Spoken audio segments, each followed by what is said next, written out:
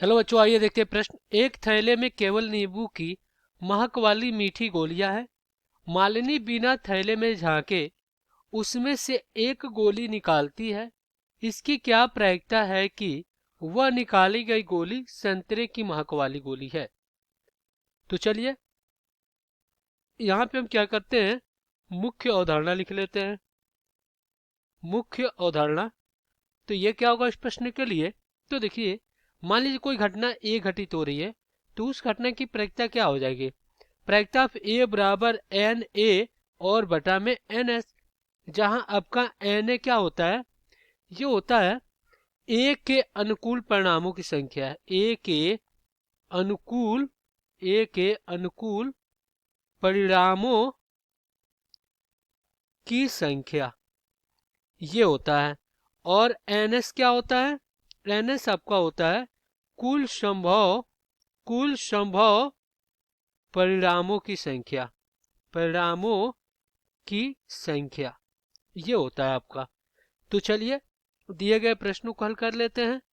तो देखिए, एक थैला है, यहाँ पे एक थैला हो गया और इसमें कह रहा है कि कुछ नींबू की महक वाली गोलियां हैं। तो ये मान लीजिए आपके पास कुछ नींबू की महक वाली गोलियां हैं।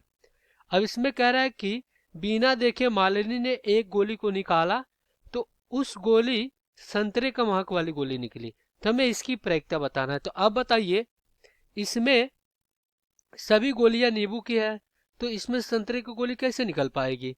तो ये तो असंभव घटना है। तो असंभव घटना की प्रायिकता क्या होता है, शून्य होता है। ये तो हमें पता है। तो चलिए यहाँ पे हम लिखते हैं, चूंकि थैले में केवल केवल नींबू की महक वाली गोलियां हैं, नींबू की महक वाली गोलियां हैं। तो इसमें संतरे की महक वाली गोलियों की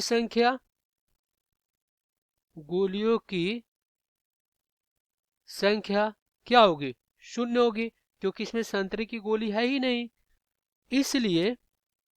इसलिए संतरे की महक वाली गोली निकालने की प्रायिकता संतरे की महक वाली गोली निकालने की प्रायिकता बराबर क्या हो जाएगी, बराबर हो जाएगी संतरे वाली गोली की संख्या और बटा में क्या हो जाएगी, कुल गोलियों की संख्या, कुल गोलियों की संख्या। तो देखिए, संतरे वाली गोलियों की संख्या कितनी है, शून्य, और कुल गोलियों की संख्या से अगर भाग देंगे तो क्या हो जाएगा, इसकी प्रायिकता शून्य आ जाएगी। तो संतरे गोलियों की संख्या कितनी है, शून्य, और कुल गोलियों की संख्या।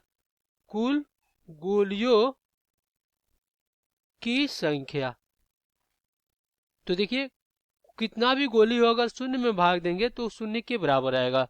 तो इसकी प्रायिकता कितनी आ गई, शून्य आ गई। ये आपका उत्तर हो जाएगा। आशा करते हैं बच्चों ये प्रश्न आपको समझ में आया होगा। धन्यवाद।